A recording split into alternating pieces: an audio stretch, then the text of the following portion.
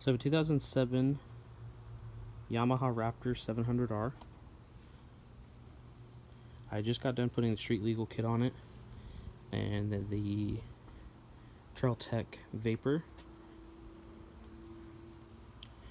Street legal kit I got from RockyMountainMC.com. I personally think that they're one of the best companies to get quad parts, UTV parts, dirt bike parts, riding gear, anything like that. The brand is Tusk on the street legal kit, and it comes with blinkers, both rear and back, a horn, and a rear view mirror. The Trail Tech, I got the Vapor Edition that comes in black and silver. I picked it up for $125 on Amazon. And then the Tusk street legal kit I got for, I believe it was $150. One day shipping for me in Utah, since they're located in Utah, so it was super nice. I am going to go over on how to install the street legal kit as well as the Trail Tech Vapor. I didn't really find any videos on how to install the Trail Tech Vapor. Street legal kit was actually straightforward, simple. There was some customization I did by myself just because they wanted you to drill into your plastics, because these kits are mainly made for UTVs and non-sport quads, so like the Yamaha Grizzly, things like that. I didn't really want to drill into my plastics. Kind of looks ugly, and there's not really places to drill into it that looks good. So I went ahead and just made these brackets. They're made out of aircraft aluminum, light, thin, easy to bend, work with, super nice.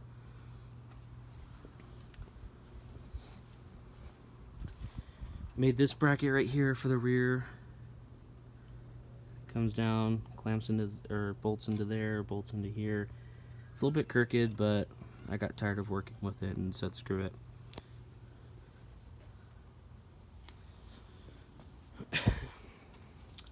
It comes with the rear view mirror.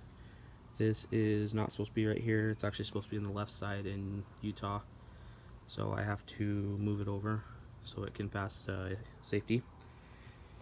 It also comes with a horn. The horn was kind of a pain in the butt to install. I installed it right here, up under here. I'm not really going to go over on how to install it on the street legal kit, just because it comes with very good instructions and it's kind of straightforward. But the horn's right here. It's not very loud. It's actually really quiet. I didn't really like it just because when the quad is on, you can't hear it at all. I mean, if somebody gets in my way, I'm just going to rev my engine or something. Now for the Trail Tech, oh yeah, I'll show you the blinkers as they work. So we got the front left. They're actually brighter in person. Back left. It also has the license plate light, and it's very bright at night, so that's pretty nice. If your quad does not come equipped from manufacturer with a tail light or brake light, you can opt in for the kit that comes with the tail light, and the wiring harness comes with the tail light connections. Obviously, I just stuffed them inside just because I didn't need them. Now, and then the switches are very simple. You turn them on, turn them off, just when you're out riding, not on the streets, off-road. You can just keep it off. Doesn't do anything when it's off, so that's super nice. You got your horn, left, right. One thing I don't like about it is it doesn't make any noise, so I kind of forget that the blinkers are on. But it's not too big of a deal. Now for the Trail Tech Vapor, this one was very complicated. Not very complicated, it was just kind of, I was going into it blind. There's not really very good instructions or many videos on how to install this on a sport quad. So that's why I'm kind of making this video, just to show people the basics and how to install it. So first off, the bracket. I'm gonna buy a different bracket just because I don't really like it right here. It's kind of, I mean, it's not too bad, but I just don't like how it sits crooked. I'm also scared that somebody's gonna steal it if, you know, I go to the store or the gym or whatever and it's sitting there. I don't want anybody to come out and steal it. They actually make a bracket. Don't know the brand, I forgot off the top of my head, but it replaces this entire black piece, and the Trail Tech Vapor sits inside of it, and it bolts inside very nice and snug. It's made out of metal and it looks very clean. Power cord, obviously. The Vapor has a built-in battery. It's actually removable. It's like one of those watch batteries, thinner. If you have the option to run it off of the battery inside the Vapor, or you can run the cable power cord down to your battery. That's what I did. It was very simple. You got your positive, your negative. I just ran it up the side right here, came up through here, went around the gas tank, stuck it through. Very simple. You got your 4 connections right here. You got power, temperature for the engine temp, and the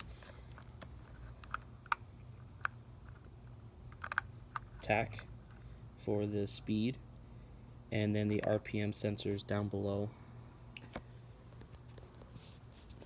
So power cable, very simple to install. The next thing was the temperature sensor. That was very easy to install as well. If you have a liquid cooled engine, then you will get the option for this guy right here. This is the sensor. Just drain the fluid.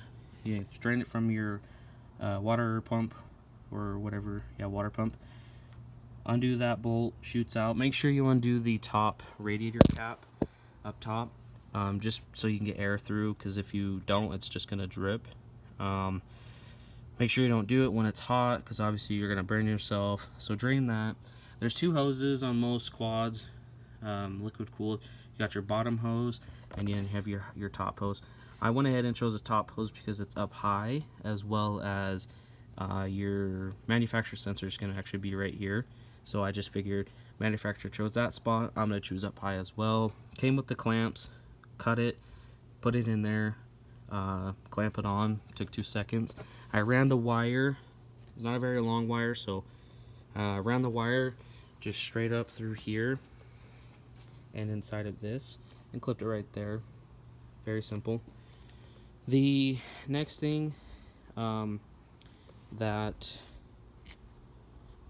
I was going to show you is the RPM sensor. There's a couple of different ways you can do this. The way that I did it is the most simplest way.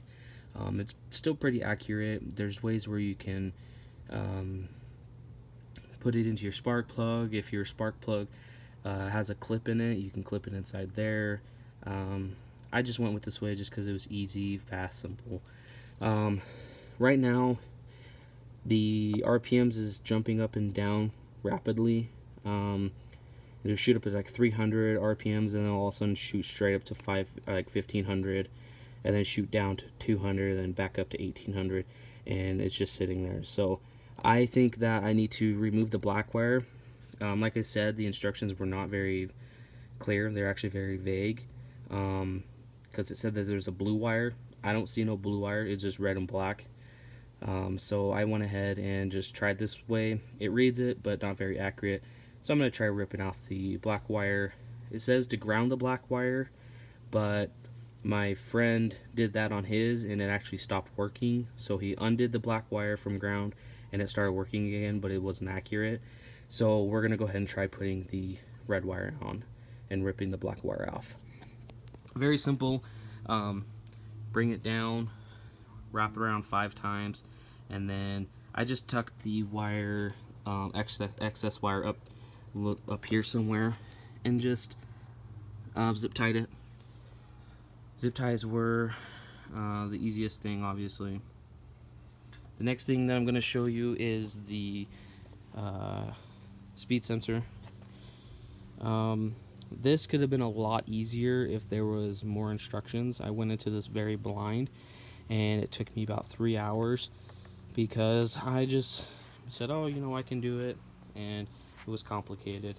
So to save you guys some time, I'm going to go ahead and just show you the easiest way. So what we want to do is obviously take off the tire. This cable right here is the one that is the sensor. It's a thicker cable, so if you hit any sticks or anything like that, you're not going to have to worry about it. It's thicker cable, comes down, and there is a C bracket that it comes with. Depending on the quad, you'll get a C bracket, you won't get a C bracket. I got a C bracket because Yamaha requires it. So this right here is a sensor, C bracket. So what you have to do is you have to take off the tire, and then you have to take off the hub. When you take off the hub, there is 4 bolts. Can't really show you because it's not off, but there are 4 bolts on the back side that take a star wrench. Take one of the bolts out, and the package is going to come with a bolt to replace it. It's a magnetic bolt. Take the magnetic bolt, replace it, put it in there, and then you're just gonna put it back on. The good thing about it is that the C-clamp is specially made to align straight up with the magnetic bolt. So it's going to get accurate readings, so you don't have to tinker with anything or make adjustments. It already lines up. So just remember to take off the hub. That's going to be the easiest way and the only way. I dinked around for 3 hours before I realized that I had to take off the hub. You do have your temperature sensor for outside. It's right here, little guy. I don't know if it's very accurate. My watch says it's 86 outside. It doesn't feel too hot. And yeah, the sensor says it's 97. I don't really know if it's too accurate or what's going on with it. Maybe it's just delayed. You do have different settings. One thing I really like is the engine temp. It shows you it's 137 degrees right now. The maximum it got to is 220. Cool thing is that the Trailtech actually has different settings you can do. So it's got 2 LED lights. This little guy right here, this little guy right here. This one will tell you when to shift. You can set it to whatever you want to shift. I just set it to 3500 just to play around with it. So as soon as it hits 3500 RPM, it'll tell you it'll flash red and tell you, hey, you need to shift. It only does it for 2 gears though. Depending on like what gear ratio and stuff that you want to go with. Just, you know, obviously you want more, but it's whatever. This one right here tells you when you can set it, so you can set the temperature of the engine. So like it's at 137. I set it to 218 to light up and let me know that it's starting to get hot. I think it's 218. 217 is when my Raptor will kick on the water pump and the cooling fan for my radiator and do its cooling thing. If it goes past that, there's also another setting that if it hits higher than 218, this light will flash red and it'll start telling you like, hey, your engine's too hot. I set that to 248. I felt like that was a accurate temperature. The Raptor comes with a stock sensor, so if it does get too hot, it'll also tell me up here. Never had this thing overheat, so I'm good with that. I think that's the gist of it, really. I'm excited to take it out on the streets. Utah just passed a law that you can take it out on the streets in Salt Lake County back in May. There's been a lot of UTVs out there. I haven't seen any ATVs on the streets, just UTVs. So I'm excited to take it out. One thing that you need to know is that the mirror needs to be on the left-hand side. I have it on the right-hand side just because I wasn't thinking. I found out you have to have it on the left hand side. It only needs to be one mirror. You do have to wear, if you're under 18, you have to have a helmet on. If you have a passenger, you have to the passenger has to have a helmet on. You do have to have either a windshield, which is really stupid on a quad. So I'm just gonna use goggles or glasses. You just have to have some sort of eye protection. Utah only requires safety. They don't require emissions, so obviously I don't have a spark resistor.